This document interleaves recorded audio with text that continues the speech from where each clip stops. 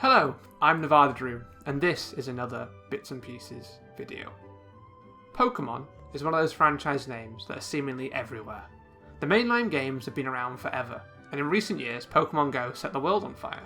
However, for the most part, they are a solitary experience.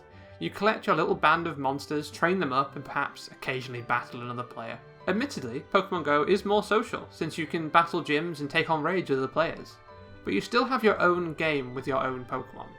This is what I've come to expect from these games, and the moment I realised that Pokemon Let's Go allows for in-game co-op, I was fascinated. Suddenly, this solitary adventure became a joint one, and not in the sense of two people bringing their very separate experiences together for a small amount of gameplay, but a 100% cooperative collective experience. Just like in previous mainline Pokemon games, you go from gym to gym battling various trainers along the way as you journey towards the Elite Four. The familiar structure is there, and especially in Pokemon Let's Go, the nostalgia certainly plays a major role in helping push you through the story. However, the genius of the co-op is that you get to share this adventure.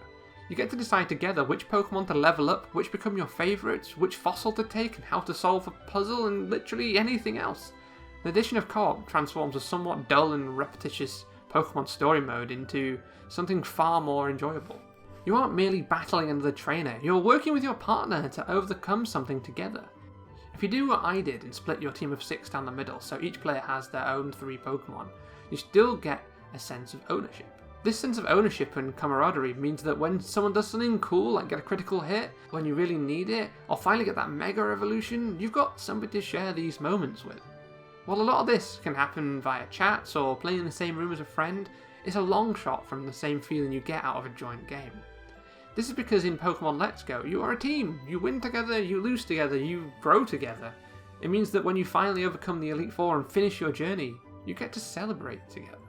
Well, it comes at no surprise that most games are better with a friend. Adding a friend to a long RPG like Pokemon means those feelings are intensified. You get to spend 30 plus hours on this giant project and win! Go you!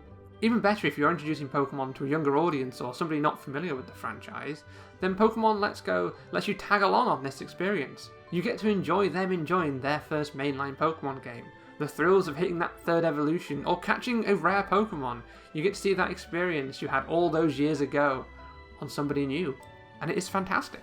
When playing Let's Go with someone who hasn't played the original Red and Blue, it means you get to show off your Poke knowledge, such as explaining that the Game Corner was originally a casino and you could play on the slot machines, or try and explain the thrills of riding a bike while they stare at you blankly from the back of a Charizard. All kinds of fun, nostalgic trivia that you get to share with somebody else. And play the game with them, not just hang on and watch and see what they do and then give a bit of knowledge at the same time. And if you're playing with younger kids, it means that you have to help them through tough fights or stop them getting lost in one of those darn caves. This means that they're far more likely to stick with the experience, beat the Elite Four, and it allows you to pass part of your childhood onto them. All that being said, this is not a perfect co-op experience. I think it's genius, but I think it is flawed.